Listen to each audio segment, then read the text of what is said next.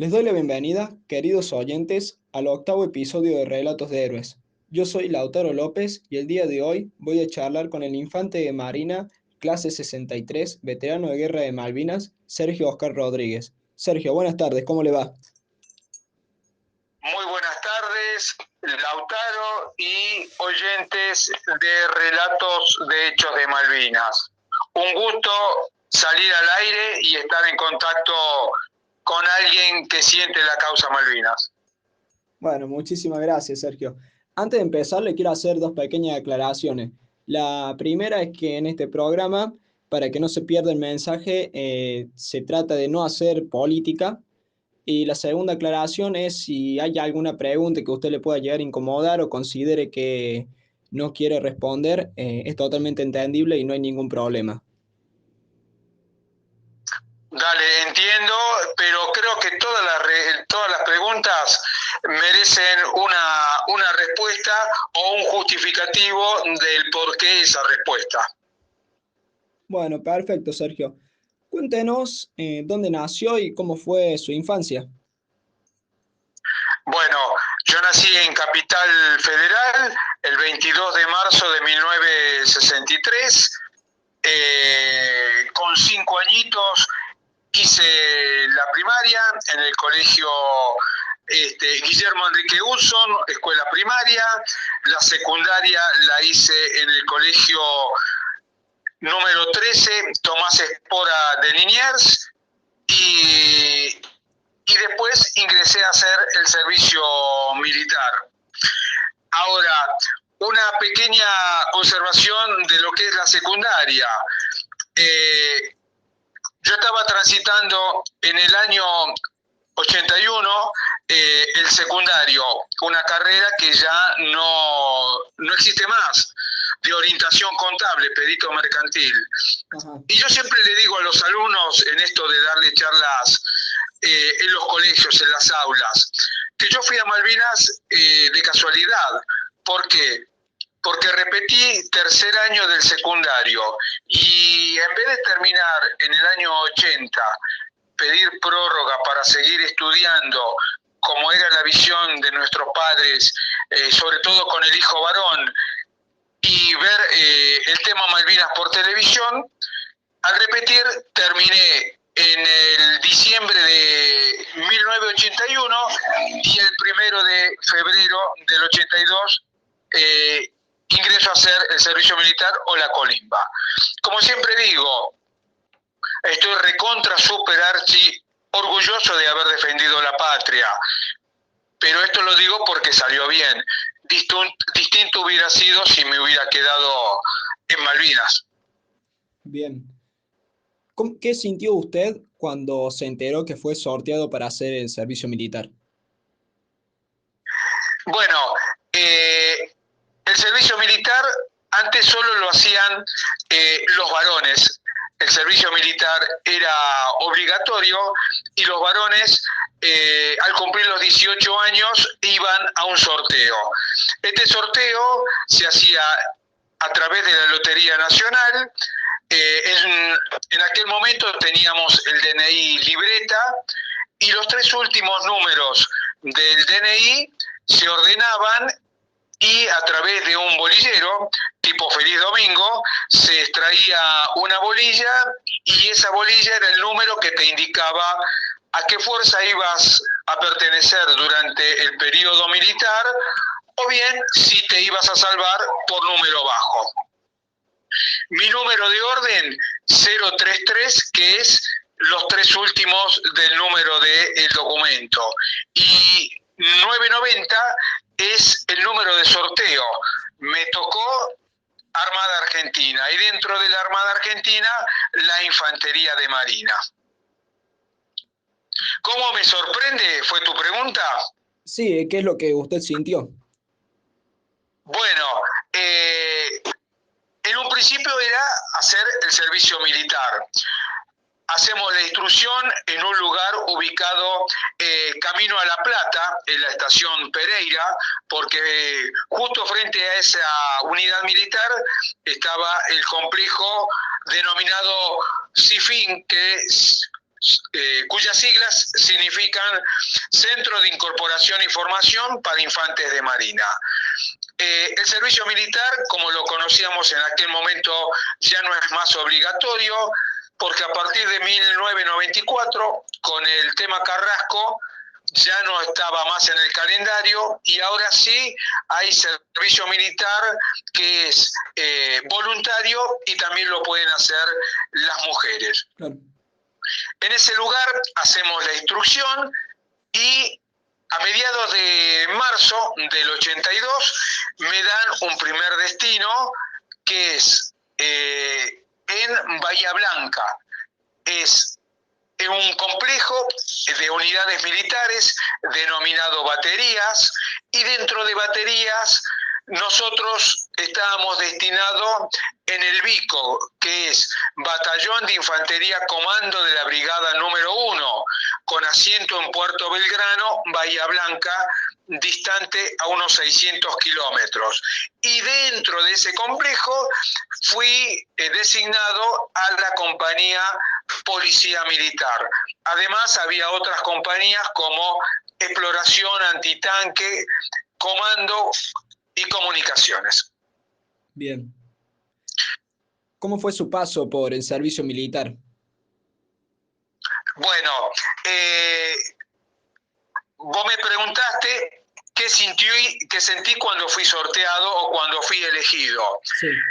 La compañía de ser policía militar el domingo 11 de abril es reunida y se le comunica que debido a las exigencias que requerían la presencia de una compañía que se convirtiera totalmente en compañía de ametralladoras antiaéreas 12,7, y fue el caso de la compañía Policía Militar, que se instruyó en pocos pero intensos días en la preparación para tamaño desempeño.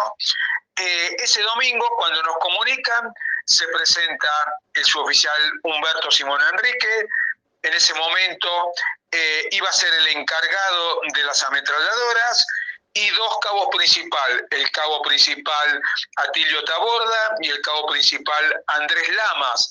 Ambos venían de pase y formaban parte del cuerpo de instructores. El 2 de abril vemos la recuperación, donde estamos en presencia del primer héroe, el capitán Pedro Giachino.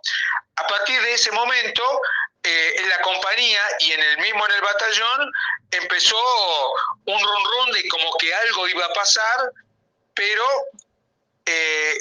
los soldados no preguntaban y el militar no te contaba nada, entonces nos quedamos en la incógnita. ¿Usted qué sintió? Perdón, ¿usted qué sintió cuando se recuperaron las Malvinas, cuando se enteró de esa noticia? Bueno, esa noticia la vimos a través del televisor que teníamos en la cantina de ese complejo ahí de baterías, y bueno, uno sintió orgullo de ver cuánta banderita celeste y blanca flameaba, cuántos gritaban Argentina, Argentina, pero sucede que tal vez no nosotros, pero los más entrados en edad, los más adultos, decían que era una locura, porque si bien había sido la recuperación después de tanto tiempo, el tema iba a ser que se iban a venir a pesar de la distancia que había entre Inglaterra y Malvinas. Bien, pasan los días y usted ¿cómo se entera que va a Malvinas? Bueno, resulta que hasta ahí hicimos la instrucción, pero previo al domingo 11 de abril, mi mamá me había llamado no para averiguar algo relacionado con la guerra, porque no, eso no se manejaba, no había pregunta porque no se pensaba. Simplemente quería saber si Sergio iba a viajar a Buenos Aires para comerse el huevito de Pascua, ¿no es cierto? Porque era el domingo de Pascua. Claro. Siempre le recalco a los alumnos que en aquel momento no había ni mensaje de WhatsApp, ni de audio, ni redes sociales.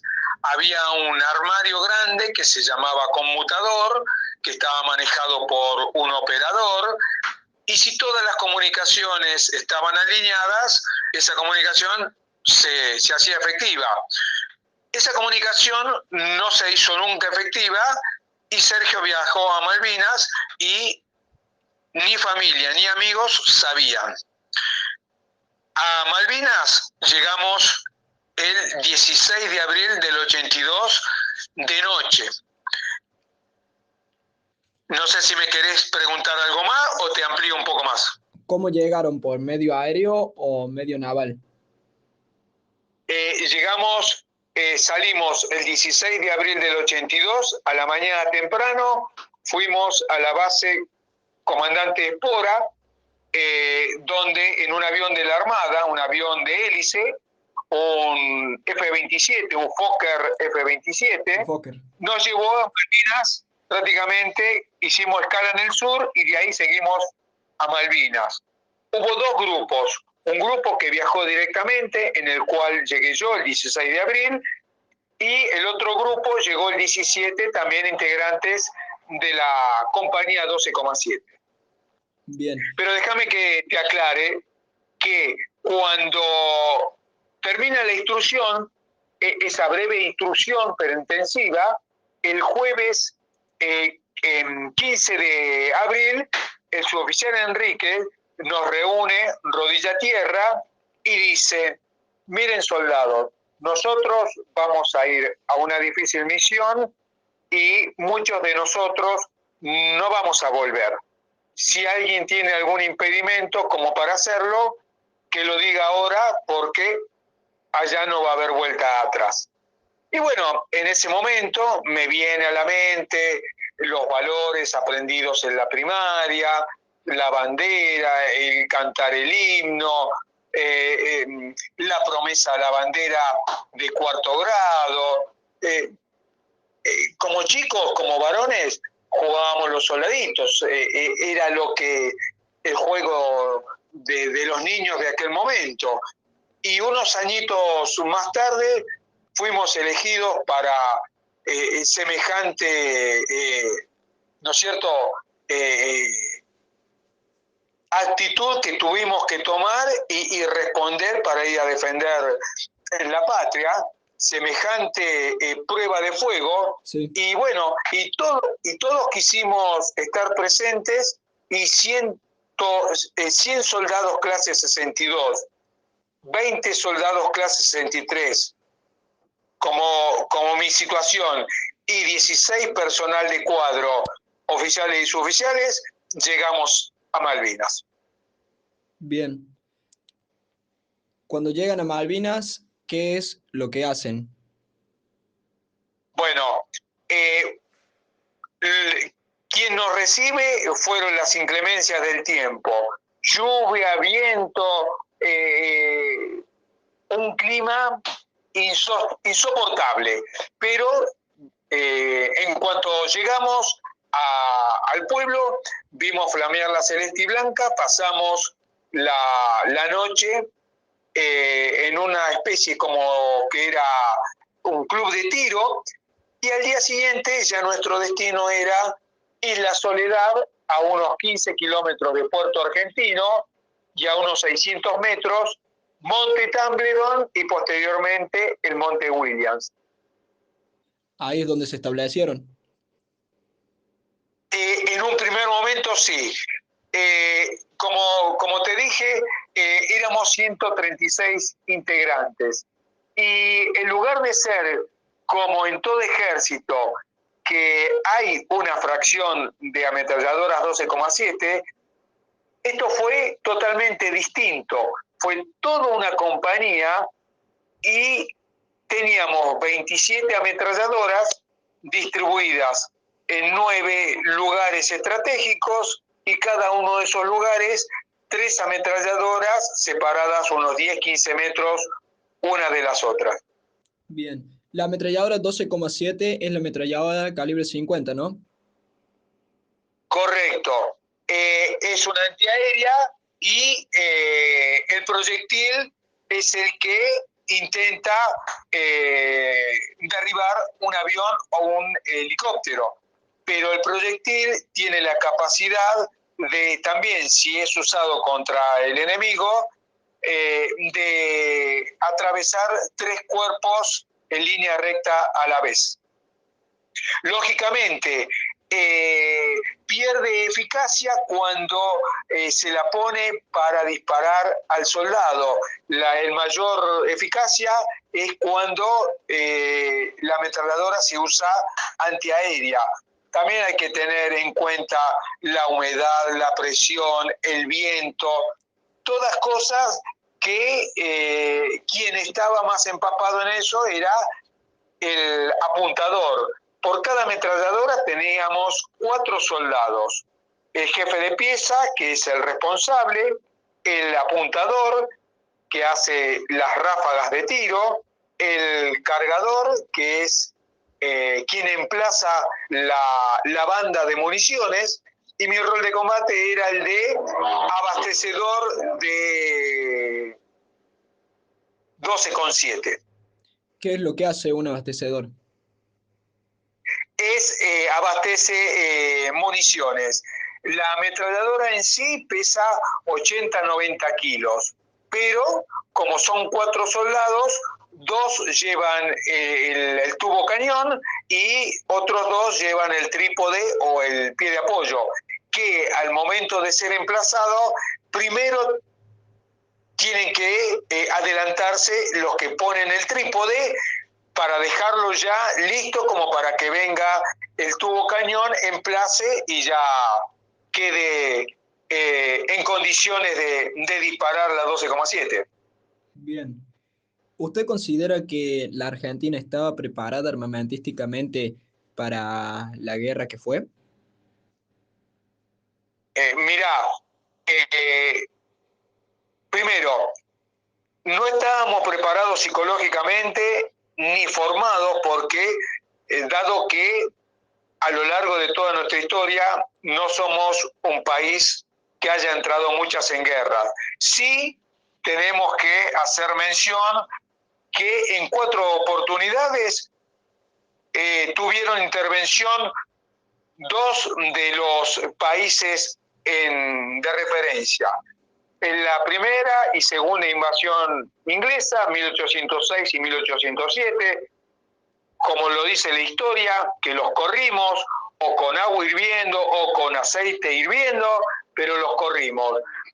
Posteriormente, cuando fue la vuelta de obligado, que también intervinieron otros países, pero haciendo referencia, Inglaterra también estuvo presente, y en Malvinas, o casualidad, 4ª participación de el pirata usurpador. Quiere decir que algo que nosotros tenemos les interesa demasiado. Por eso tantos intentos que, a pesar de haber perdido en el campo de batalla, mismo los oficiales años después han reconocido que estuvieron a punto de perder la guerra. Y después, en cuanto al armamento, esa 12,7 eran ametralladoras 0 kilómetros de la Segunda Guerra Mundial y que habían sido repotenciadas, con la salvedad que las ráfagas tenían que ser cortas, porque todos sabemos que cuando pasa mucho calor por un metal tiende a expandirse y corríamos el riesgo de que el tubo cañón o se quebrara o se doblara, lo que ocurrió en alguna oportunidad. Además de para calcular la dirección del disparo con las trazadoras. Bueno, nosotros sabíamos que, porque ¿qué pasa? Si uno dispara a donde uno ve el avión o el helicóptero, resulta que cuando llega el proyectil, ya el avión o el helicóptero pasó. Entonces se calculan, o lo que vendría a ser tres cuerpos adelante o un cuerpo adelante, de acuerdo digamos, si el avión va más rápido o si el helicóptero es más lento. Entonces, si el cálculo está bien hecho, cuando se junta el proyectil y el helicóptero o el avión, hace impacto y viva la patria. Claro. Además, esas ametralladoras calibre 50 son utilizadas hasta el día de hoy por países como Estados Unidos. Sí, bueno, Ucrania está utilizando 12,7. Exactamente. Bueno. Y la 12,7 no solo puede ir a tierra, sino puede ir en un avión, puede ir en una embarcación. Hay que ubicarlo, ponerle digamos, el soporte que corresponde y empezar a hacer la ráfaga. Bien. Bueno, transcurre el mes de abril y comienza el mes de mayo. ¿Qué sintió el día que hundieron al Lara General Belgrano? Bueno, pero para previamente llegar ahí, yo te tengo que contar que entre el 16 y el primero, nosotros en el Monte Tambledon empezamos a hacernos amigos del clima, temperaturas entre 15 y 18 grados bajo cero, Ajá. la turba, que es la vegetación, imposible hacer un pozo porque a los 20 centímetros brota el agua, teníamos que buscar rocas para armar la posición de un lugar que se llama Ríos de Piedra, es como si fuera un gran acantilado, y con toda esa carga emotiva que teníamos, nosotros estábamos convencidos y decíamos, dale, loco, ¿cuándo vienen? Así demostramos todo lo que podemos dar. Pero eso era algo que decíamos de la boca para afuera, porque en realidad no queríamos que ese momento llegara, porque ese momento significaba que iba a empezar la guerra y, lógicamente, el uso de las armas te iba a llevar a defender tu vida y a tratar de matar al soldado enemigo, que como tal no dejaba de ser un ser humano. Uh-huh. Cuando el 1 de mayo a las 5 de la mañana los aviones ingleses sobrevuelan, entramos en alerta roja y ahí empiezan los primeros bombardeos. No hacia nosotros, sino al aeropuerto, a la pista de era tipo encastre, tipo que se desarmaba, y estaban hechas de un material aluminio y otra aleación más que hacía que no se congelara con las bajas temperaturas o con la nieve. Entonces no venía el disparo hacia nosotros, pero sí éramos observadores del vuelo de los aviones y de la humareda. Con el hundimiento del Ara Crucero General Belgrano, empieza la matanza de manera tipo un genocidio, porque el Ara Crucero General Belgrano, donde murieron 323 hoy nuestros héroes, estaba fuera de la zona de exclusión. Nosotros recibíamos ese tipo... Perdón, que la zona de exclusión fue impuesta por los mismos ingleses. Correcto. Y que ellos mismos pusieron la zona de exclusión, pero tal es así que hay un documental donde habla que el comandante del submarino que le tira los 2 torpedos al crucero le pregunta al superior 3 veces a ver si había entendido bien. Y ya cuando no había vuelta atrás, ejecutan los 2 disparos, que son lo del el hundimiento del crucero General Belgrano en las frías aguas argentinas. Sí, sí. Y en ese momento, cuando usted se entera de esa noticia, ¿qué es lo que siente? Y bueno, sentimos bronca de lo que habían hecho. Pero nuestra mente estaba compenetrada en estar atento a la alerta roja o a cualquier situación. ¿Por qué? Porque había que seguir haciendo la posición, había que hacer las guardias, teníamos que ir a recibir el rancho, que el rancho es la comida, que a pesar de que estábamos en guerra, hambre teníamos también, y había que recuperar las energías que con tanta inclemencia del tiempo y con tanto desgaste necesitábamos recuperar. No olvidemos que había temperaturas entre 15 y 18 grados bajo cero. Claro. Bueno, y después, ¿cómo transcurrió el resto del mes? Bueno,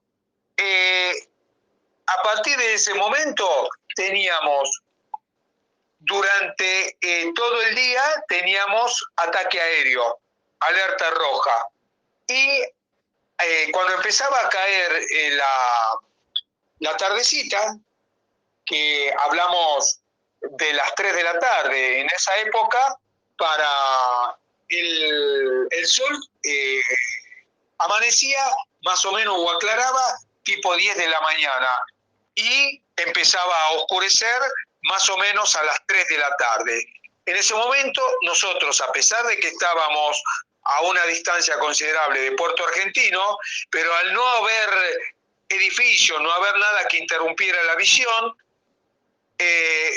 veíamos cómo se sentía primero una sirena que sonaba en Puerto Argentino, en el pueblo. Bien. Y oscurecían todas las luminarias y ahí se veía el fogonazo de cómo los buques empezaban a disparar, se sentía ¡blum!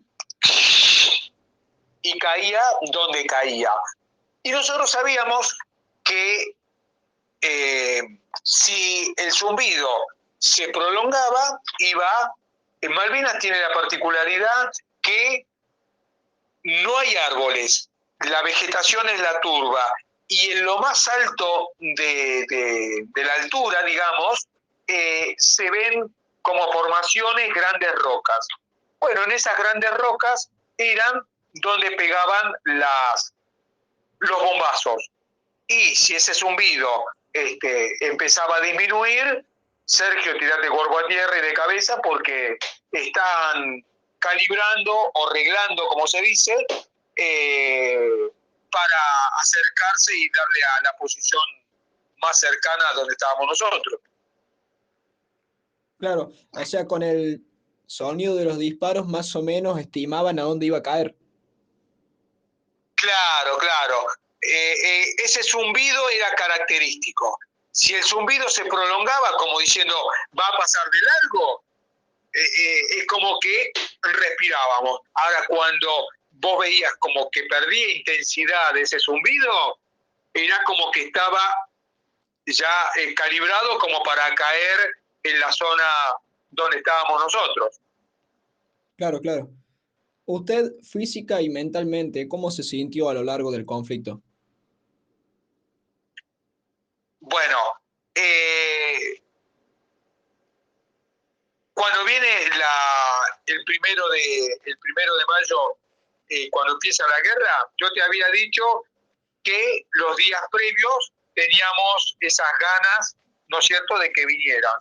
Sí. Ya cuando empezó la guerra propiamente dicha, ahí es cuando empiezan a aparecer los miedos, las miserias, y donde, como siempre digo, que entre los soldados no había esto que está de moda, que es el bullying, sino un sistema de ser solidario, compañero, donde tal vez uno necesitó del hombro de su compañero como para llorar, o de un abrazo como para levantarlo en un momento en donde empezaba a bajar las defensas. Por eso, aunque no nos conozcamos todos los veteranos, pero por el solo hecho de ser veteranos, hay algo que nos pone en común y nos hace llamar hermanos de la turba malvinera. Bien, está como ese sentimiento compartido entre todos. Exactamente, todos estuvimos ahí. Y cuando hay veteranos que son los héroes, los 632, y en este caso, en mi compañía, son 7 héroes.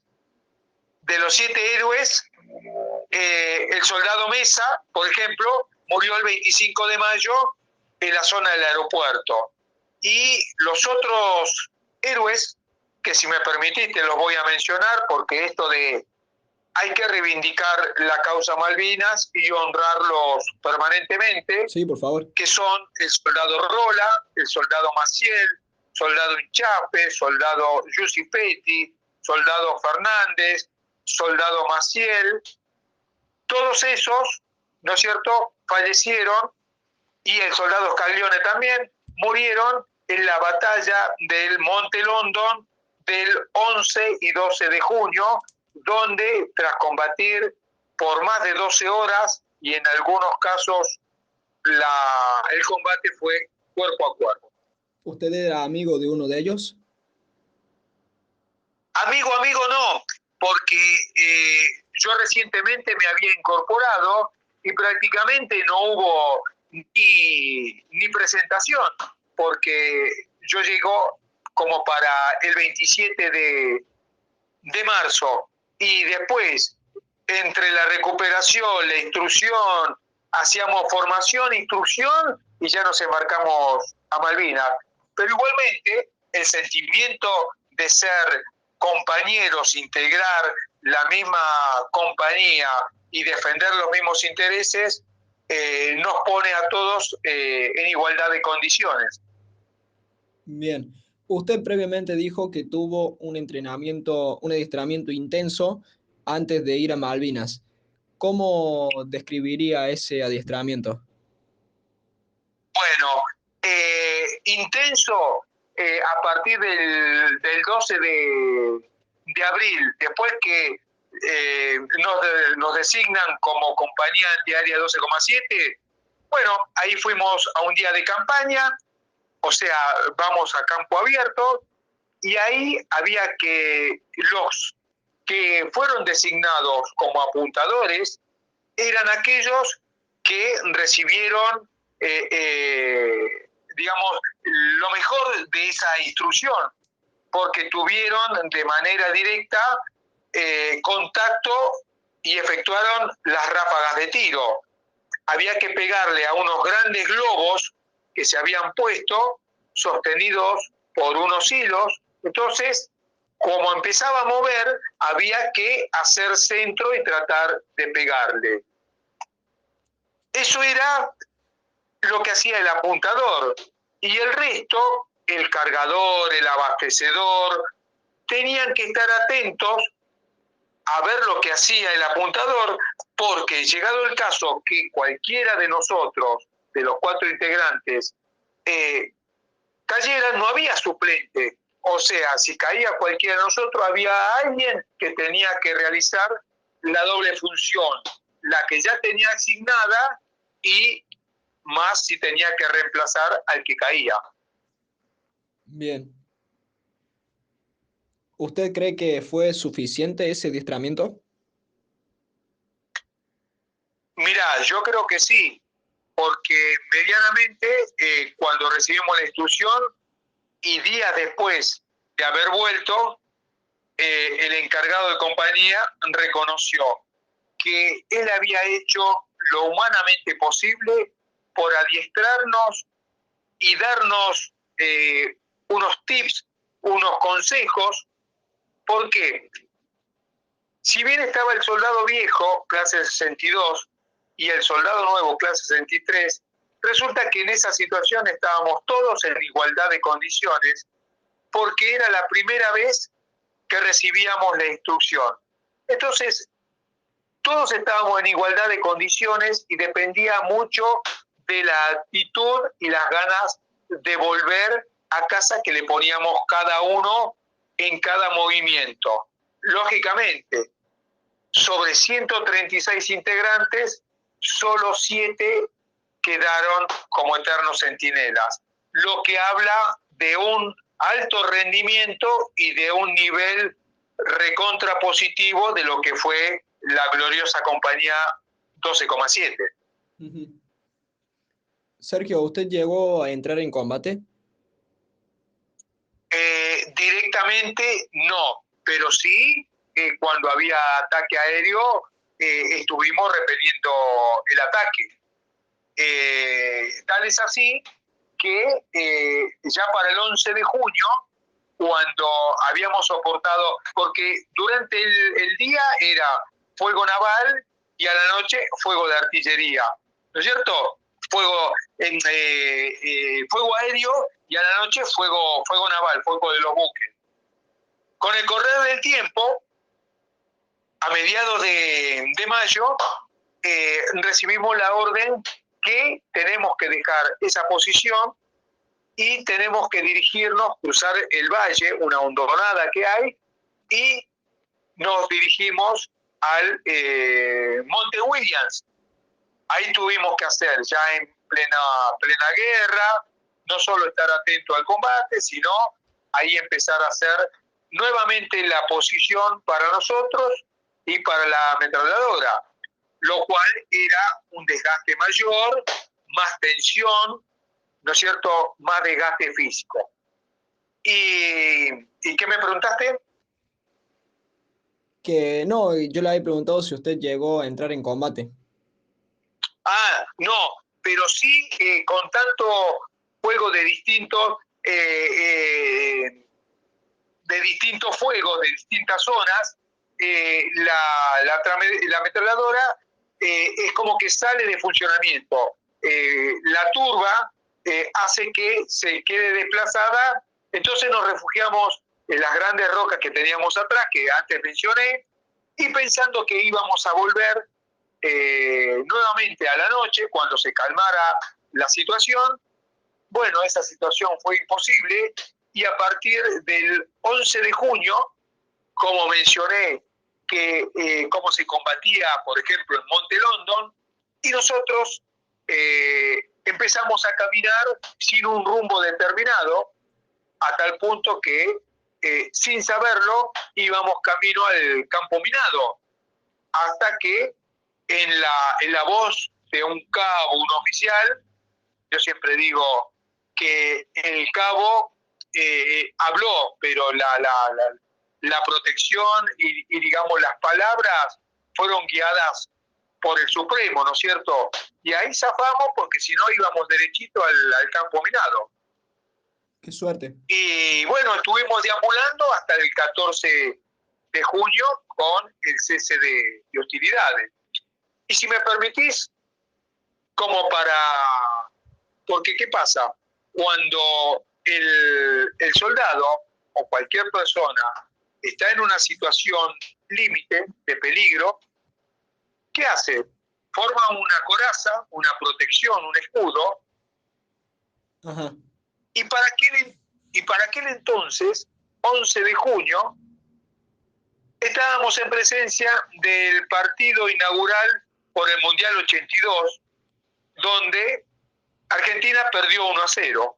Bueno, precisamente ese partido lo escuchamos, yo tenía una radio chiquitita, como si fuera un celular de ahora, y por 90 minutos esa coraza fue ausentarnos de la guerra, llevarnos a la comodidad de un sillón, ver el partido por la televisión, sin descuidar y sin pensar que la guerra continuaba y las bombas seguían cayendo, caminando entre la delgada línea de la vida y la muerte.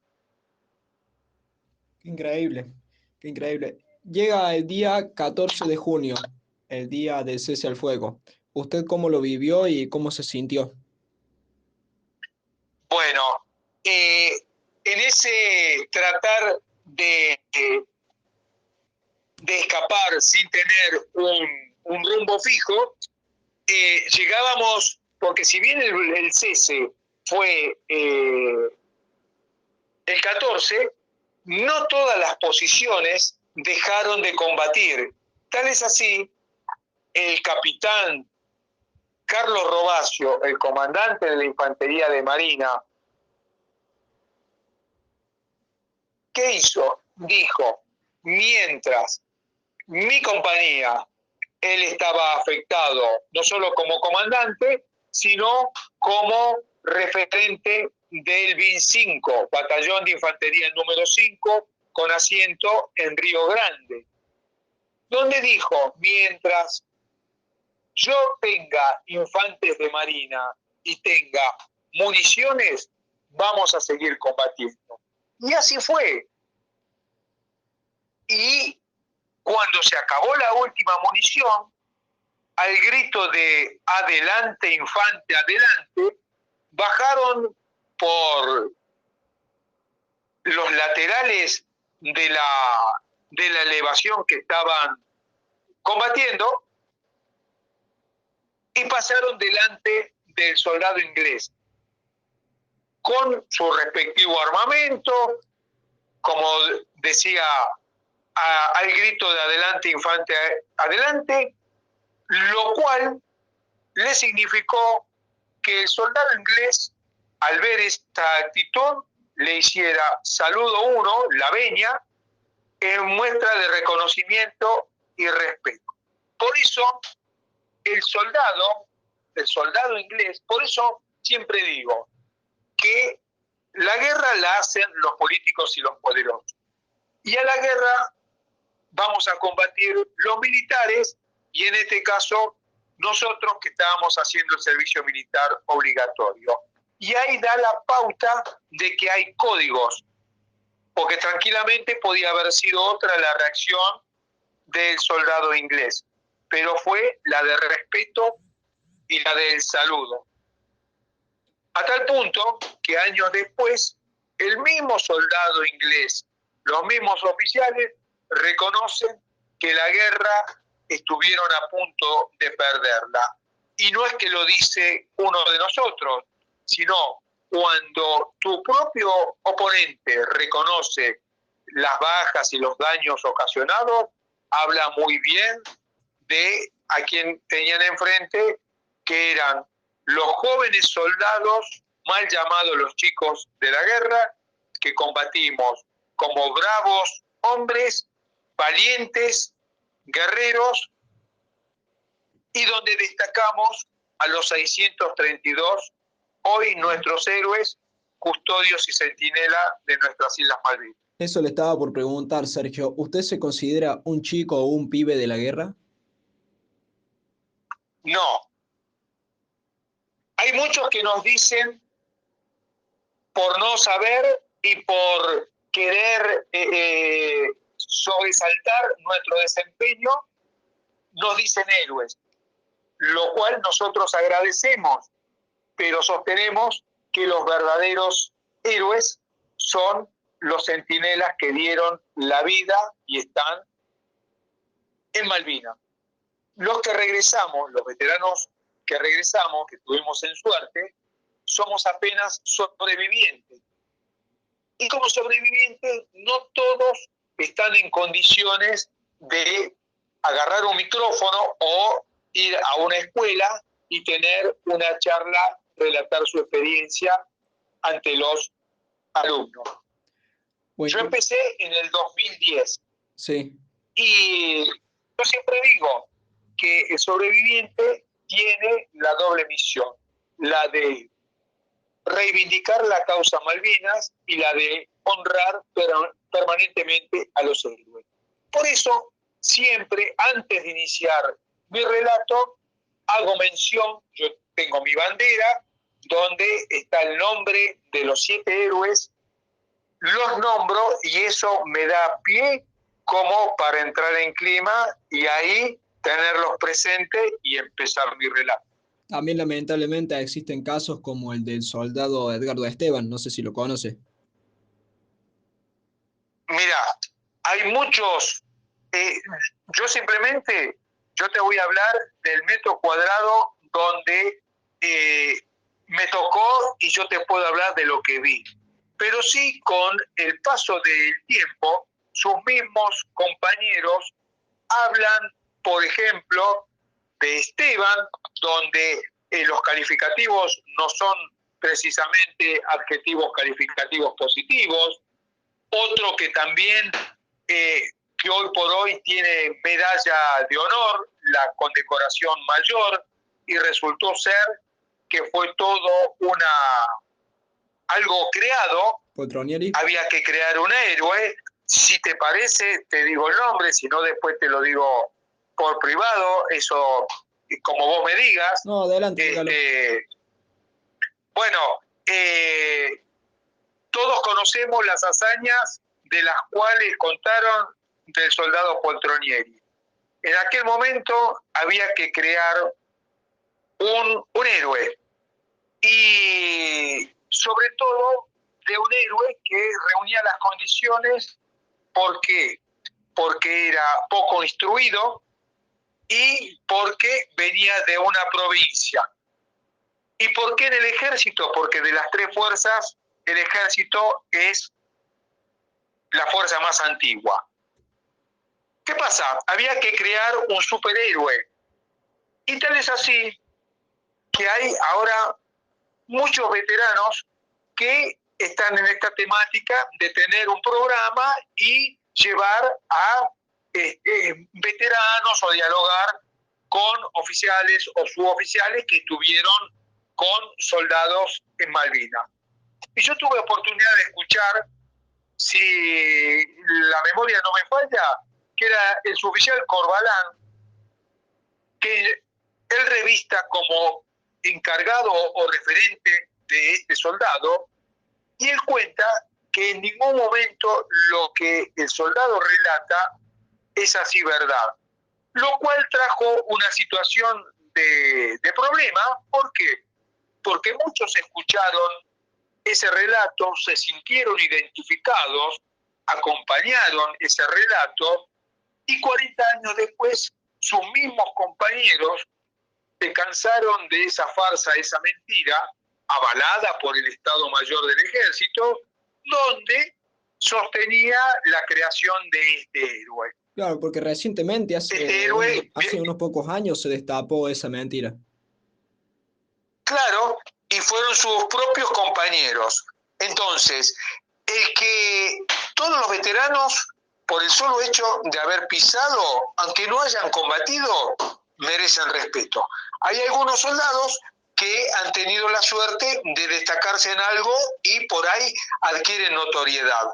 Pero yo, por ejemplo, te cuento el caso del que estaba en la cocina. El que estaba en la cocina, todo indica de que se tiene que sentir frustrado porque no tiene nada para contar. Y sin embargo, gracias a la gente de la cocina, hubo rancho caliente hasta el último día para que los soldados siguiéramos combatiendo. Entonces, sin un hecho destacable, pero cortando y pelando papas, logró el objetivo y fue un eslabón para el funcionamiento de un gran engranaje. Exactamente. Es algo capaz que parece una tarea sencilla, pero es totalmente indispensable. Seguro, en Malvinas uno siempre trata, si bien como dije, en la guerra vos ves las miserias, y las miserias desde la muerte, los malos pensamientos, el estar lejos de casa, y ahí es cuando te viene a la mente la famosa película de tu vida, donde te pasa rápidamente todas las cosas que hiciste mal o no hiciste, o las que dijiste, todas esas cosas, y donde vos buscas una situación límite como para decir, ay, te pido perdón, me arrepiento, pero ya no se puede cambiar el rumbo de las cosas. por eso uno de los consejos a los alumnos es el respeto y no hacer algo que el día de mañana te genere el tener que arrepentirte y en una situación límite no hay vuelta atrás. Como por ejemplo, hoy en la mañana fui al colegio y le digo, hagan de cuenta que hoy antes de venir al colegio le contestaron mal a su mamá porque no estaba preparado el desayuno. Y durante el día pasa algo que cambia el curso de sus vidas. Te vas a quedar con esa pelea que tuviste con tu mamá y no hay vuelta atrás. No sé si me explico con esas pequeñas cositas. Se entiende perfectamente. Bueno, Sergio, usted cuando dijo que, además es cierto que lo dijeron los propios ingleses, que 2 semanas más y se rendían, ¿qué cree que hubiera pasado si Argentina resistía 2 semanas más? Bueno, yo creo que era de lo que se hablaba y de ahí nació el tema de Charly García, no bombardea en Buenos Aires, porque tal es así que nosotros sabíamos que el campo de combate y nuestro rival o nuestro enemigo era en Malvinas, no en la ciudad, sino en el campo de batalla contra los ingleses. Pero si hubiéramos ganado en el campo de batalla, tal vez hubiéramos tenido, como se decía, el ataque a la provincia de Córdoba, muy cerquita de donde estás vos, y había también un submarino en la zona de Comodoro. Ya hubiera cambiado la situación. O sea, lo que usted piensa es que no se hubieran rendido tan fácil. No, yo pienso que, claro, no se hubieran rendido, o sea, al haber perdido en el campo de Malvinas, hubieran ganado el continente. O sea, una especie de Y yo creo que con la cantidad de soldados que trajeron, aunque no se conozca públicamente, pero no solo venían por Malvinas, sino que también me parece que venían por la Patagonia. No en el mismo momento, pero si no, no se justifica. Como siempre están buscando algo que tenemos y hace 4 intentos que vienen fracasando. Y ahora el argumento que mejor podrían tirar sería el del sector antártico. Bueno, O de las ahí me diste pie. o de las millas náuticas de pesca, o que quizá el tema petróleo. Bueno, lógicamente, primero yo te hago una breve reseña de cómo estudiaba yo hace 50 años atrás en el colegio. Todos estudiábamos con el mapa de la República Argentina y solo veíamos muy chiquito el mapa, el triangulito de la Antártida y las 3 islitas, las Georgia, las Orcadas y las Sandwich. Resulta que para aquel entonces el mapa estaba mal, estaba en una escala, el mapa de la Argentina y el mapa de la Antártida en otra escala. Entonces uno veía que era algo muy chiquito y le restaba importancia. Con el ingreso del veterano a los colegios, empezó a usarse el mapa bicontinental. Bicontinental porque vemos los 2 continentes, el que ya conocíamos y el otro donde hace mención de la plataforma, que es la proyección, aunque no la veamos debajo de Ushuaia, ¿no es cierto?, donde están todas las riquezas, donde está la pesca, los minerales, el oro, ¿no es cierto?, todas las riquezas que tiene, y encima hay algo que tiene a los ingleses metidos en Malvinas y no quieren, aunque les dé pérdida el mantenimiento, no quieren irse. ¿Por qué?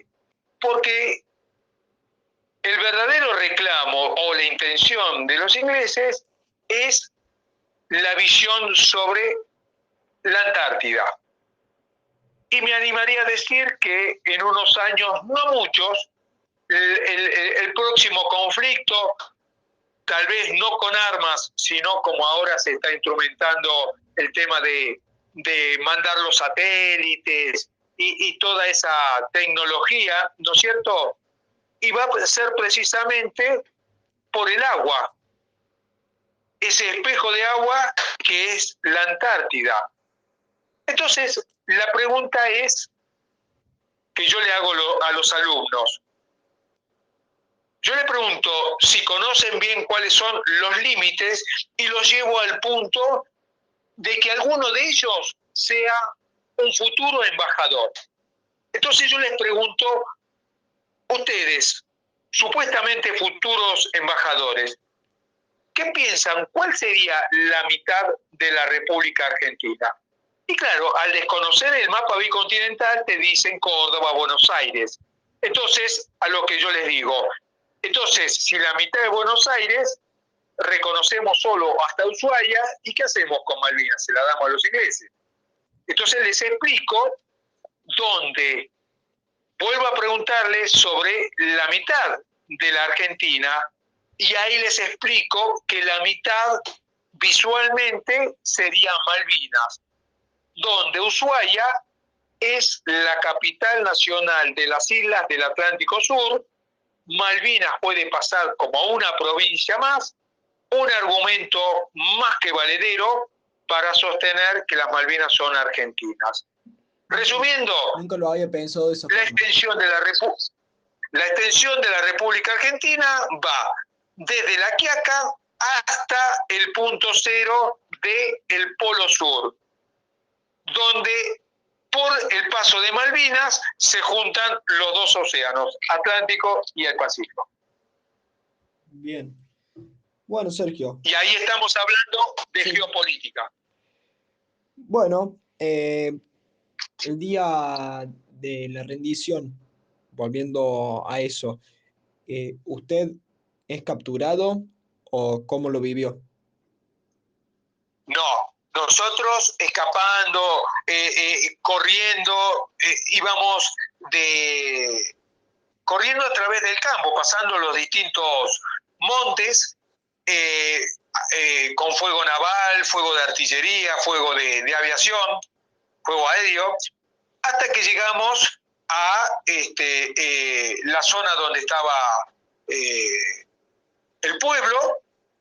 Tiramos el poco armamento que teníamos, porque ya la ametralladora había quedado, tiramos el correaje y mi complemento era, hay dos soldados que tenían una pistola 9 milímetros y otros dos eran que tenían un fusil como complemento. Y ahí nos produjo una sensación de mucha tristeza, porque durante 2 meses cuidamos y limpiando, protegiendo el armamento. Es más, me animaría a decir que hubieron algunos soldados.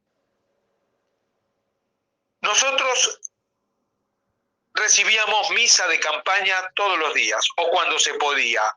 Y me animaría a decir que hubo algunos soldados que no le rezaron a un dios, o le rezaban al dios y también al arma que tenían, para que en el momento de tener que usarla funcionara, no se trabara y los trajera de regreso a casa sanitos y salvos. Incluso también los que le pegaban una estampita a su arma. También valía todo. Y también otra de las cosas de las cuales, no sé si tenés una pregunta, si no te comento y después si me haces una pregunta te amplío más, que eran porque, ¿qué pasa? La gente que estaba acá, una breve reseña. En el 82 la Argentina vivía diferentes realidades. Una, la que vivían la gente de la Patagonia, donde ellos, sin combatir con armamento, sabían lo que sentía el soldado argentino porque tenían simulacro de desembarco, había que cerrar las ventanas, apagar las luces, vivían con una tensión como la que teníamos en Malvinas. Pero por el otro lado, acá se estaba viviendo el Mundial y el resto del común de los humanos seguía yendo a bailar, al cine, un cumpleaños de 15, no tomaban realmente la verdadera conciencia, y estaban las tías, las abuelas, que tejían guantes, gorritos para el frío, estaba quien ponía la manteca de cacao para que no se pasparan los labios, la barrita o la libra de chocolate, y también muchos tuvieron que ver los alumnos que de los distintos colegios y motivados por los docentes de aquel momento, alentaban a los alumnos para que escribieran una carta, pero era difícil escribir a un desconocido porque las cartas no iban dirigidas a Sergio, ¿no es cierto? ¿Y qué le íbamos a poner si estaban combatiendo en Malvinas? Y tanto el rosario, que era un pedazo de plástico, y una carta, que era un trozo de papel escrito, pero eran a las cosas junto con la estampita y el rezo, las cosas a las cuales nos aferrábamos en el momento del ataque enemigo. Bien, bien, bien. ¿Usted llegó a recibir alguna carta? Sí, recibí. Primero, yo mandé una carta porque, como relaté al principio, en mi casa no sabían que había viajado a Malvinas.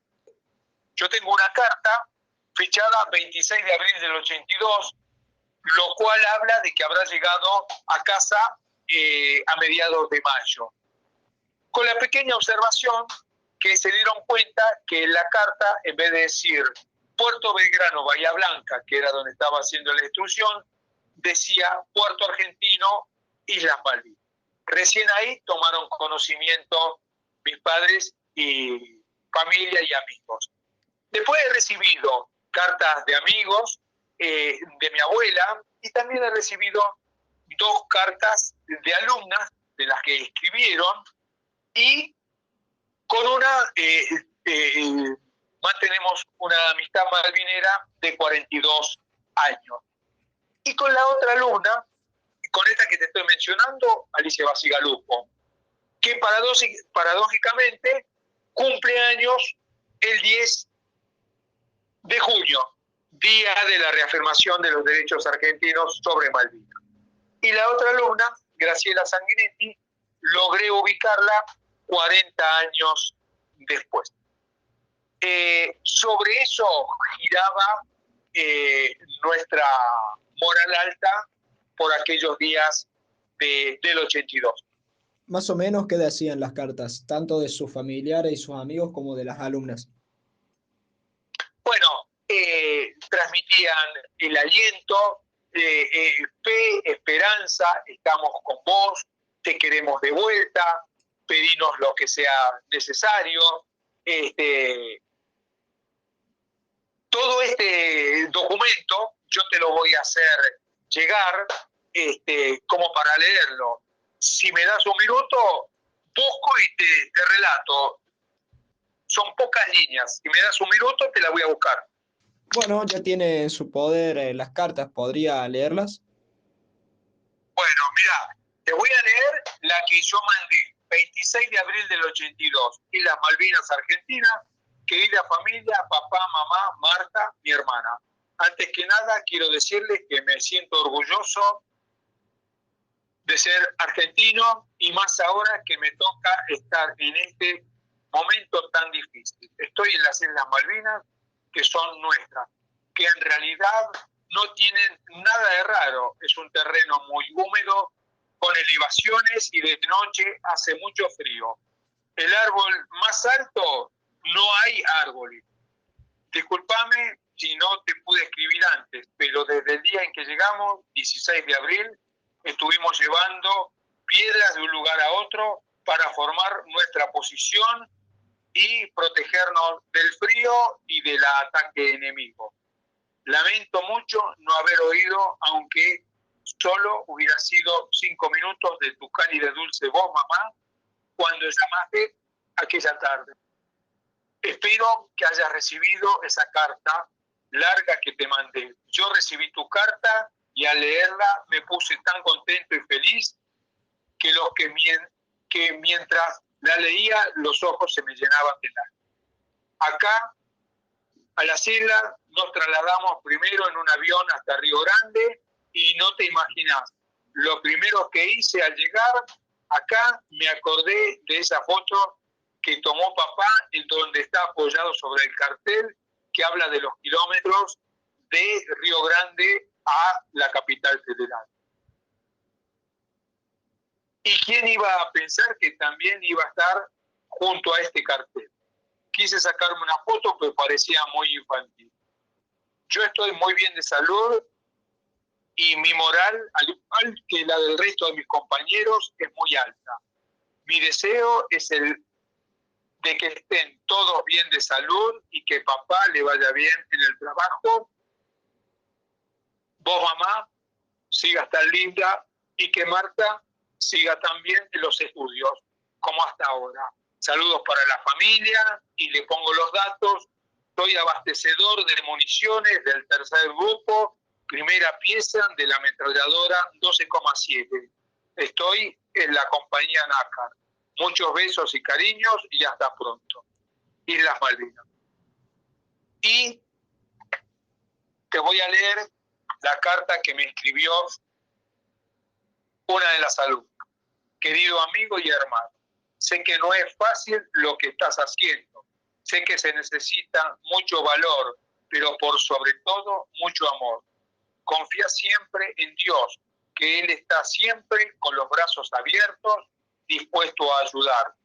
Amigo, recordá siempre las palabras de nuestro Señor Jesucristo. No hay amor más grande que dar la vida por los amigos. Gracias, hermano, gracias. Volá alto y adelante. Dios te bendiga. Fe y esperanza y viva la patria. Te quiero mucho, Alicia Susana Basigalupo, Nuestra Señora Misericordia, Devoto, Capital Federal, 15 años. Increíble, increíble, de verdad, le digo, tengo la piel de gallina en este momento. Y bueno, todo eso lo tengo en mi pequeño rincón malvinero, está todo hecho en cuadros, ¿no es cierto? Y bueno, son las cosas de las cuales me nutro y cuando me toca hablar o expresarme, en ningún momento lo que vos me pediste es lo que hago habitualmente en cada charla. No a la violencia, y lo pongo de manifiesto y digo que a pesar de haber utilizado un arma en una guerra por una situación de vida o muerte, cuando vamos a los colegios, para nada sostenemos que el uso de la violencia es el conductor para solucionar todos los problemas. Es más, en el año 2013 viajé a Malvinas con un grupo de veteranos y en la puerta del cementerio inglés tengo una foto con un soldado inglés con su uniforme, y en esto de hablar de limar asperezas, la foto habla por sí sola. Nos estamos dando un apretón de mano, producto, ¿no es cierto?, de lo que yo sostengo. Y en ningún momento hay insultos, ni en el momento en que hablo cuando hago referencia al gobierno chileno, que como vecino podía haber colaborado de la mejor manera con un país hermano. Pero nada de descargar ni bronca, ni insultos, ni contra el gobierno ni contra el pueblo, porque uno nunca sabe si por ahí en ese curso algún alumno es de esa nacionalidad, y para no herir ningún tipo de susceptibilidad, hablo de esa manera, entendiendo y dando las razones de lo que fue Malvinas. Claro, exactamente. Sergio, cuéntenos cómo fue su regreso a casa y su vida después de la guerra. Bueno, primero me gustaría hacer, porque el veterano siempre tiene cosas para contar que forman parte de su anecdotario y que solo queda plasmado si escribe un libro o lo cuenta en una charla, porque si no, lo que el veterano no escribe o no cuenta, se lo lleva cuando se muere, por esto de que somos historia viva y cada relato es una historia distinta de cada veterano, ¿correcto? Sí, sí. Entonces, ¿qué pasa? Yo estaba en Monte Tumbledon y nos habían mandado, en esa oportunidad me habían mandado a mí al pueblo. Yo tenía que ir a un lugar que se llamaba Puesto Socorro, como si fuera una salita de primeros auxilios. Y si mal no recuerdo, nos aplicaban en la espalda como un líquido espeso como para darnos calor por las bajas temperaturas que había allá arriba. No te olvides que estábamos junto con las ovejas, nada más nosotros. Sí, sí. Bueno, en ese momento, en ese lugar había enfermeros y los choferes de las ambulancias. Bueno, yo lo que tenía que hacer era un toco me voy. Una vez que estaba, lo que fui a hacer, tenía que volver a mi posición en el día, porque a la noche, si no, con el tema de que oscurecía rápidamente, tenías que conocer el santo y seña, que es la palabra, son dos palabras claves, como para, ¿no es cierto?, que el centinela o el guardia no te pegue un tiro en la frente, ¿Cuáles eran ¿correcto? esas palabras? Bueno, qué sé yo, eran palabras que elegían y se comunicaban, todos los días cambiaban. Por ejemplo, no sé, no me viene nada a la mente. Por ejemplo, río torrentoso, ponele. Entonces, santo, río, seña, torrentoso, estaban en concordancia las dos palabras, entonces es como que, dale, pasa que sos de los nuestros, ¿correcto? Porque, ¿qué pasa?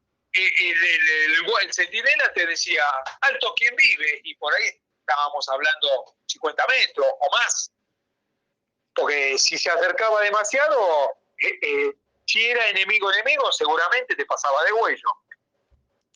Entonces, ¿qué pasa? Después en ese momento está hablando el capitán Robacio, el comandante de la Infantería de Marina. Todos los soldados que estábamos ahí, enfermeros, los choferes, y yo inclusive, aparecimos en un video, y ese video en ese video me veo el 2 de abril del 83. Estábamos cenando en casa, y ante mi sorpresa, por eso digo, siempre tengo una frase que dice, quien va a la guerra no piensa en volver y menos verse por televisión. Y eso fue lo que pasó conmigo. Entonces yo muestro ese video a los alumnos y tengo una captura de pantalla donde tiene un círculo para que me identifiquen bien. Entonces termina de hablar que ese videíto hoy por hoy está convertido en un TikTok. Y ese video en el 83 lo pasa ATC, que era el canal de la televisión pública de aquel momento. Posteriormente, esa misma filmación me la pasa la TV pública. Pero bien, termina de hablar el comandante y bueno, empieza un fuego naval terrorífico. Entonces uno de los enfermeros que estaba ahí me dice, infante, conmigo, vamos corriendo. Imagínate corriendo en zigzag, tratando de esquivar balas o bombazos que no se ven, pero te das cuenta cuando te pegan y te lastiman. Sí, sí. Bueno, y nos tiramos de cabeza en un pozo que tendría 2 metros de profundidad por 2 de diámetro. Bueno, ahí pasamos toda la noche, habremos rezado, llorado. Al día siguiente yo tengo que volver a mi posición, el enfermero continúa con su vida. Años después, ese video yo se lo muestro a un profesor que estaba haciendo y recopilando información para hacer un documental sobre el BIN 5, el Batallón de Infantería número 5. Me invita por ser conocido del profesor y se me ocurre mostrar a los infantes que estaba ahí ese video. Y uno de los infantes me dice, a ver, y me dice, ese soy yo.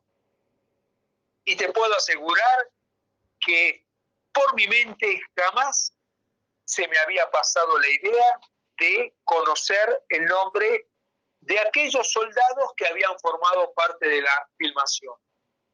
Y 40 años después logré de manera casual conocerlo.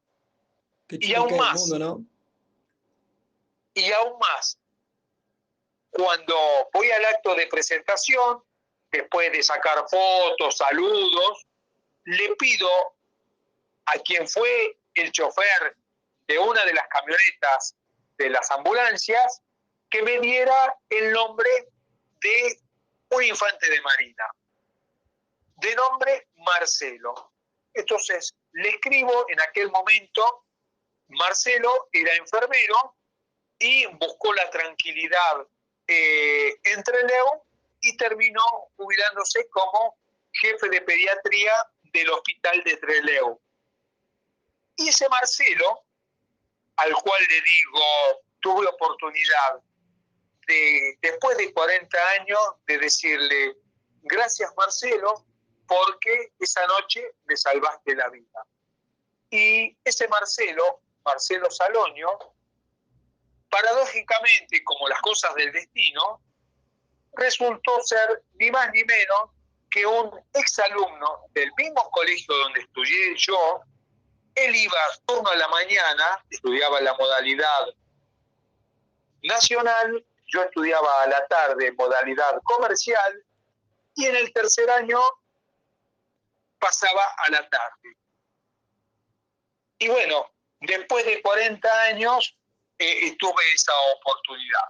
Por eso son cosas que suceden y cada relato es una historia, y bueno, en este caso la quise compartir con vos y que quede registrado en el audio de tu programa, como parte de un relato.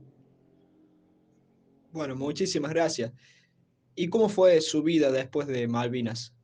Bueno, después que volvimos, fuimos el último contingente en volver, hasta del 14 al 20 estuvimos en el viejo aeropuerto,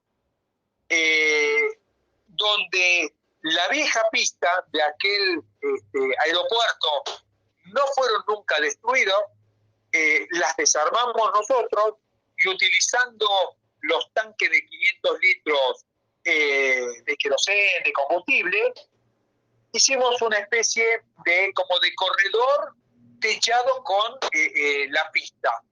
Ahí permanecimos bajo las órdenes de los oficiales y suboficiales argentinos, si bien El inglés no se calentaba por nosotros porque no nos íbamos a escapar a dónde íbamos a ir.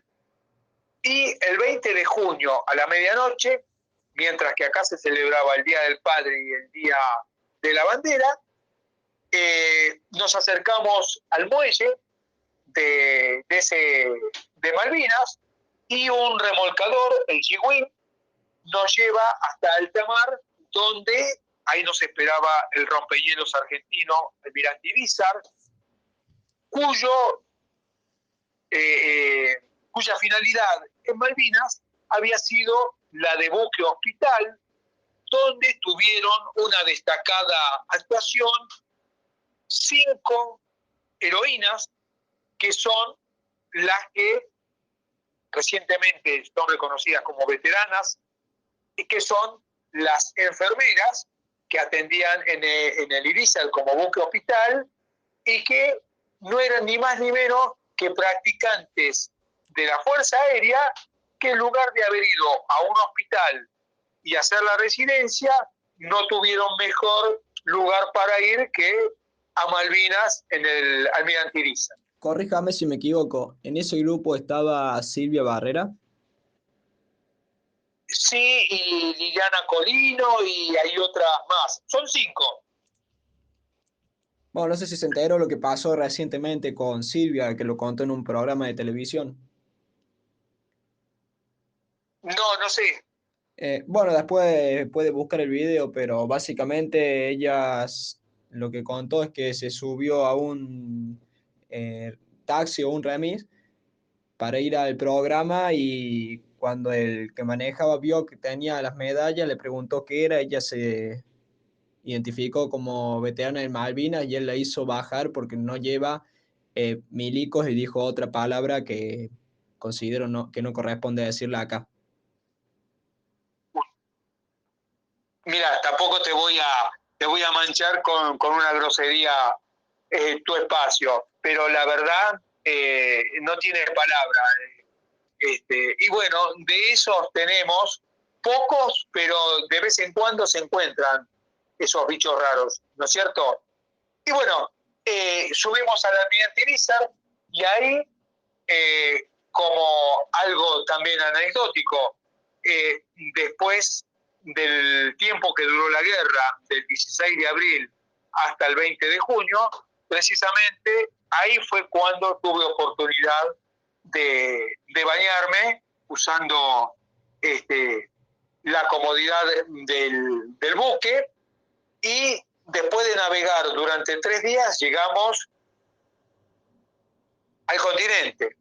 Ahí fuimos recibidos por la gente como bien decía antes, de la Patagonia, donde ahí nos recibió de la mejor manera, donde nos hicieron subir a los colectivos, los viejos 11-14 de aquel momento, y cual si fuera un desfile, nos hicieron transitar por la avenida principal, y ahí empezó a acercarse la gente, diciéndonos gracias, héroes, y claro, nosotros no entendíamos lo que pasaba porque en definitiva habíamos perdido, pero después entendimos cuál fue el sentimiento de esa gente. Y nosotros pensábamos que ese mismo sentimiento y recibimiento iba a ser a lo largo y a lo ancho del resto del país. Y nos equivocamos. Y nos encontramos con que lo primero que nos hicieron firmar cuando llegamos al batallón, bueno, al llegar al batallón nos hacen ingresar de madrugada. Llaman al suboficial mayor para que fuera al Pañol, que es el lugar donde entregan todos los elementos que forman parte del soldado cuando ingresa el primer día a hacer el servicio militar. Nadie sabía nada, nos trajeron a escondidas y ahí nos hicieron firmar ese documento. Después nos dieron 40 días de licencia, pero la baja no. La baja se la dieron a los soldados clase 62 que ya habían cumplido estaban pasados en tiempo. Y nosotros, a mi regreso de la licencia, recién me dieron la baja los 14 meses, 25 de marzo del 83. O sea que Y después, a partir perdón, o sea que usted tuvo esos 40 días y después tuvo que volver a seguir con el servicio militar. Correcto. Y esa licencia no fue como para decir, uy, qué buenos que son, nos dieron 40 días para estar con la familia, los amigos. No, era como para que tratáramos de recuperar el peso que habíamos perdido y no dar lástima cuando caminábamos por la calle. De regreso al batallón, llega la baja, y a partir de ahí empieza el otro problema, que fue la desmovilización, con el veterano en aquel momento, con sus 18, 19 años, quería reinsertarse nuevamente en la sociedad. Después de todo, habían sido nada más que 60 días que se había ausentado. Y bueno, y el veterano que tenía trabajo y cuando quiso retomar sus funciones, lo echaron. Y otro tanto tuvo el veterano que empezó a buscar trabajo, donde pensaba que la mejor carta de presentación, incluso una alfombra roja, era no una carta de recomendación de un amigo o de otro trabajo, sino que era tener en sus espaldas el haber defendido la celeste y blanca, haber defendido la patria.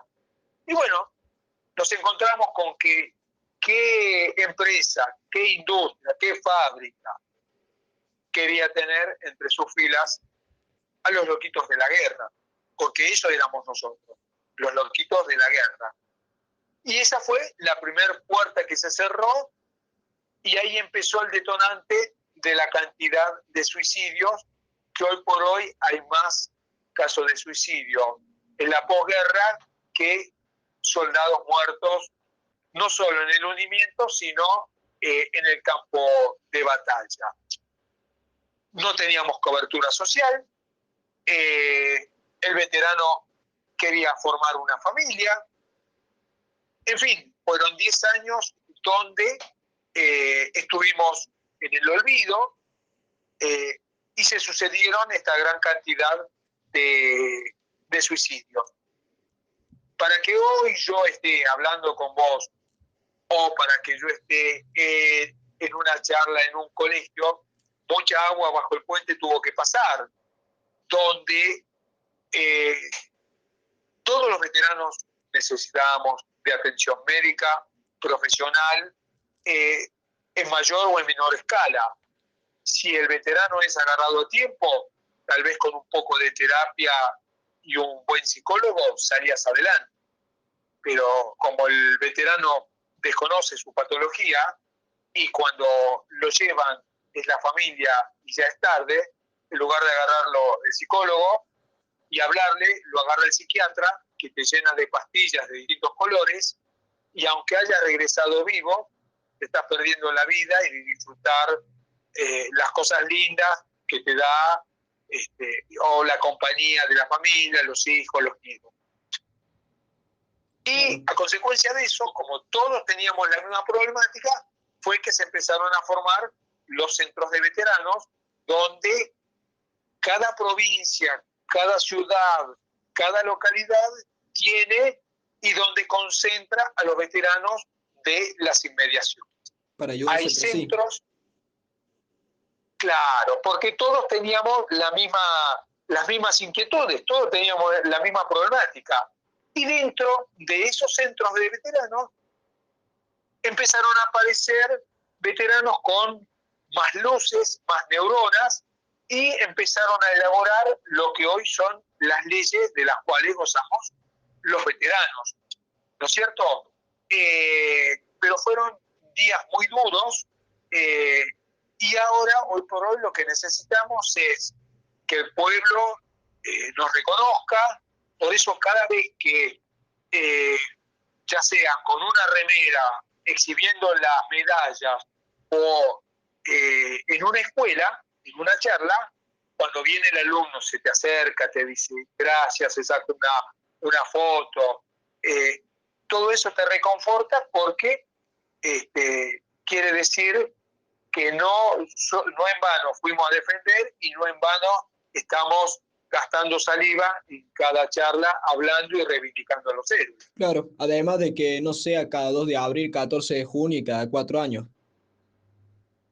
Claro, y precisamente yo lo veo porque a la hora de entonar el himno vos ves los que no cantan, los que están con la gorrita, los que tienen las manos en los bolsillos, y no solo el alumno no hace, sino el referente, el docente, el preceptor, tampoco se calienta mucho en llamarle la atención. Exactamente. ¿Usted considera que se perdió ese patriotismo y sentido de pertenencia? Mira, desde el momento en que el feriado, vos no sabés cuándo es el feriado. ¿Por qué? Porque te agarraron un puente de eso, un feriado puente, y no sabés realmente el verdadero sentido de ese feriado. Cuando uno estudiaba, el feriado caía o sábado o domingo.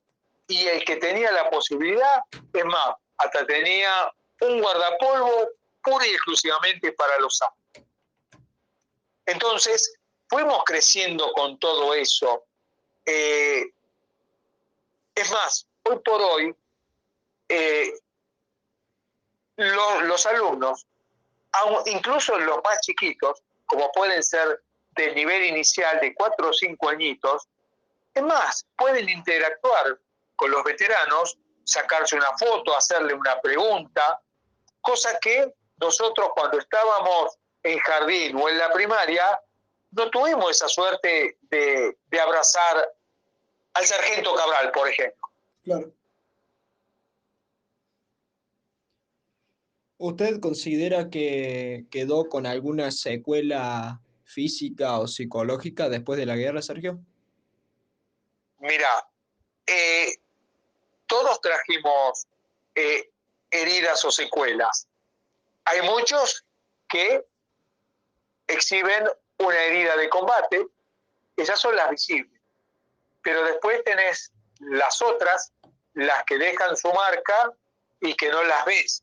Y que esas solas se van cicatrizando con el correr de los años y por ciertas situaciones que hemos ido ganando nosotros desde el momento en que empezamos esto que denominamos malvinizando en las aulas. ¿Y por qué en las aulas?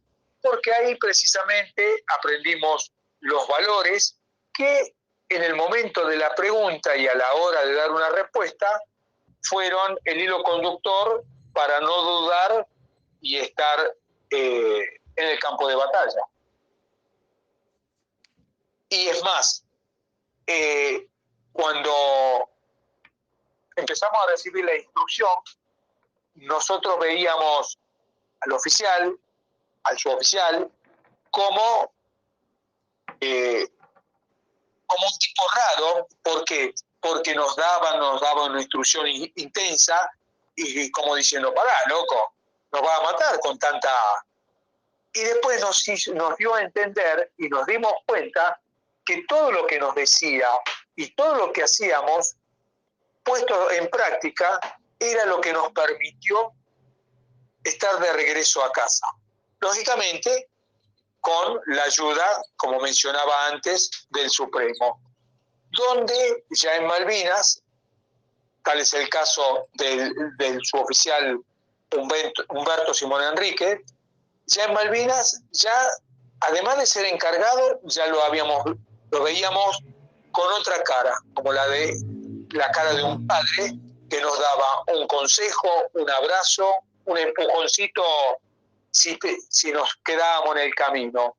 Y hoy a lo largo de 42 años caminamos como amigos, él y sus soldados, donde dice, yo no quiero medallas, mis medallas son mis soldados. Y eso te da la prueba de que siempre está buscando un momento oportuno para reunir al veterano y su familia, como para esto de mantener el vínculo y no hablar en pasado, sino siempre en presente. Yo soy Infante de Marina. Yo integro la compañía 12,7, siempre en presente. Y eso nos nutre de reunirnos. Por ejemplo, hace unos días atrás, como es habitual, vamos a la vigilia que se hace en Giles. Siempre voy con mi señora, con Miriam, con la cual compartimos 34 años de casado, y es un momento de encuentro donde aún vive la mamá del héroe que tenemos ahí, el soldado Maciel, donde se apagan las luces de la plaza de Giles, donde se encienden 632 antorchas, donde hay distintos eventos hasta que llega la medianoche para cantar el himno, e izar la bandera, y todo en pos de honrar la causa Malvinas y de recordar permanentemente a los héroes, a los 632 y a los propios de la compañía. Una vez que regresé, empecé a estudiar, después empecé a trabajar, y a partir del año 2018 me he jubilado por la dirección de escuelas. He formado una familia, en fin, he logrado hacer la vida, y ahora, bueno, además de las obligaciones que te genera el ser padre, tener una casa y las demás responsabilidades, el tiempo me hago como para esto de malvinizar en las aulas y llevar la celeste y blanca en lo más alto. Y, por supuesto, sentirme orgulloso de la gesta de Malvinas. Bueno, Sergio, como para ir cerrando, ¿le gustaría dejar algún mensaje, algún saludo? Mira, yo siempre dejo dos frases. La primera es, tengo una bandera que me acompaña que dice: un soldado que muere en el campo de batalla, si su pueblo lo recuerda, vivirá eternamente. Por eso, en cuanto inicio, o mejor dicho, antes de iniciar mi relato, menciono a los héroes de la compañía diciendo presente, y eso es prueba cabal como para indicar que están presentes en ese momento.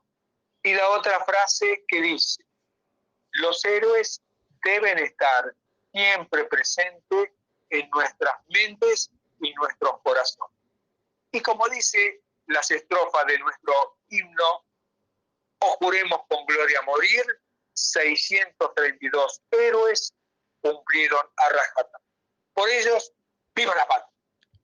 Viva. Y por último, bueno, de parte mía y de parte de mi compañero Nazareno, que está ausente por motivos de estudio, le queremos agradecer a usted por su tiempo, por habernos contado su historia, su relato y sus hazañas.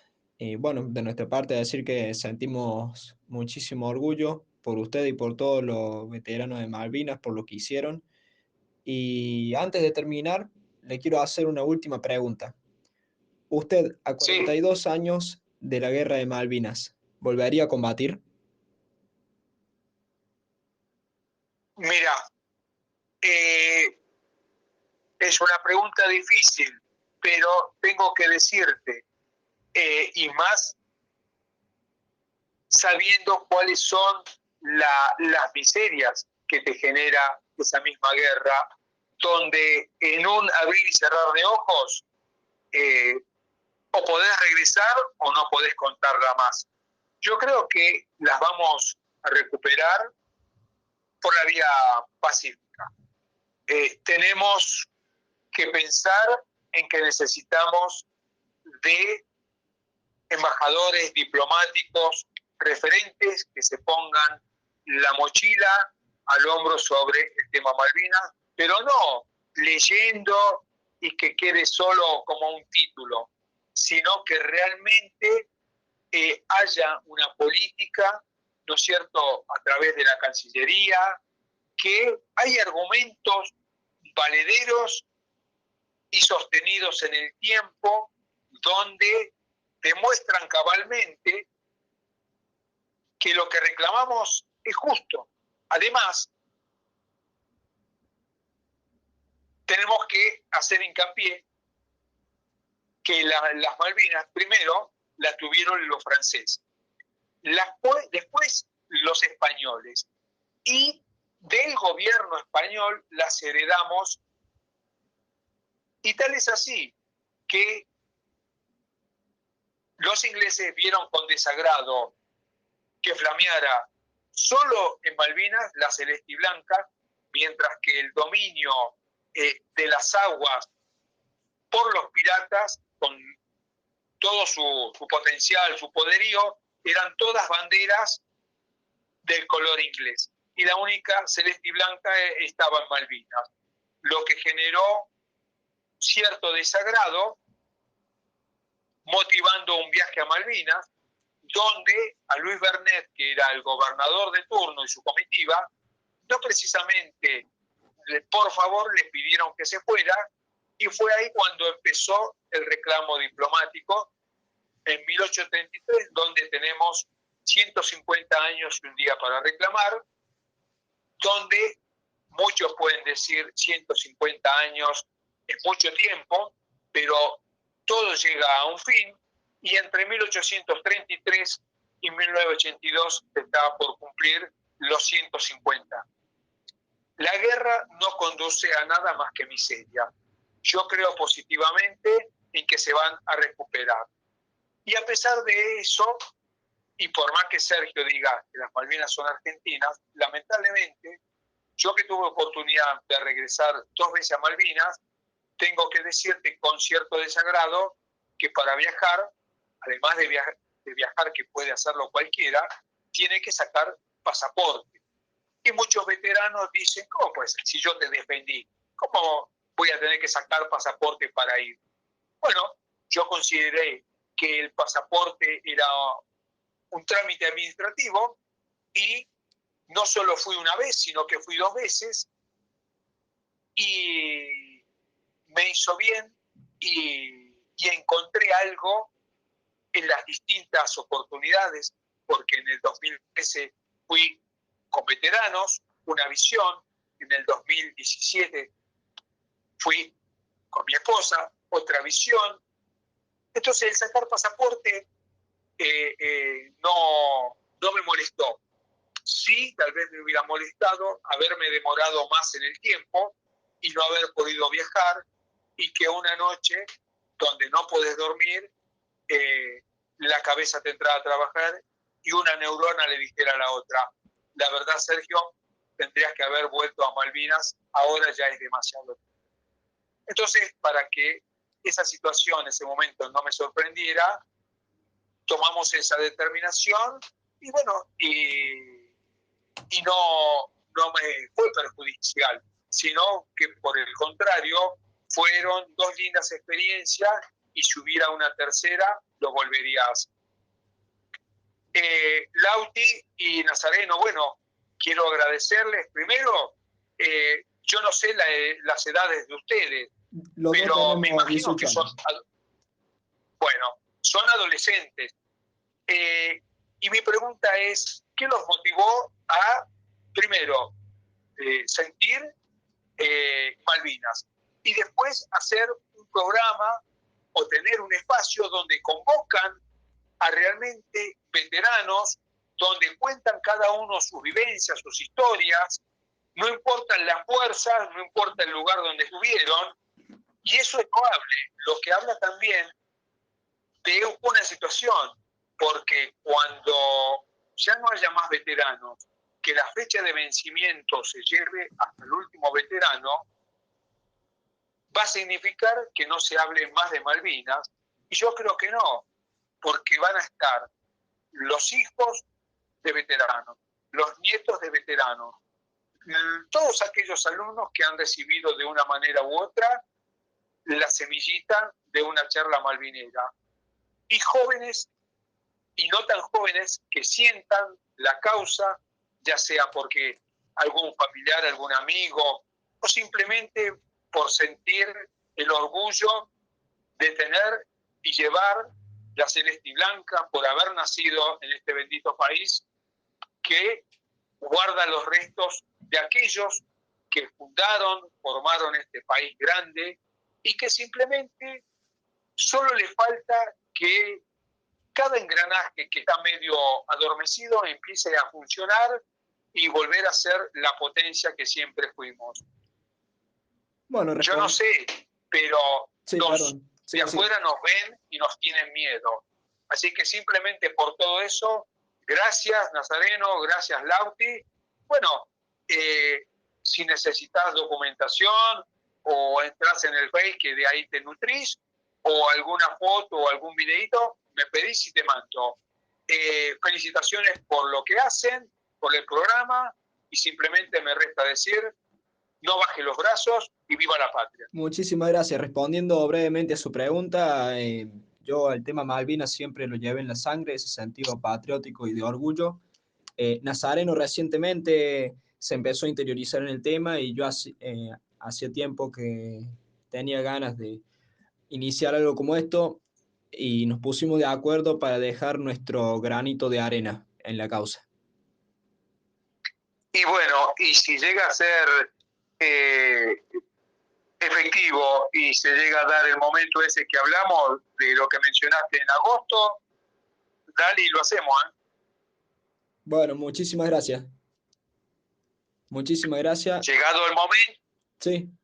Llegado el momento, no sé si lo vas a hacer solo, con familia, con Nazareno, no sé cómo es, ya sobre la marcha hablamos. Perfecto, entonces. Te mando un gran abrazo, viva la patria y viva las Malvinas Argentinas. Listo. Un abrazo, Lauti, y saludo a Nazareno, gracias.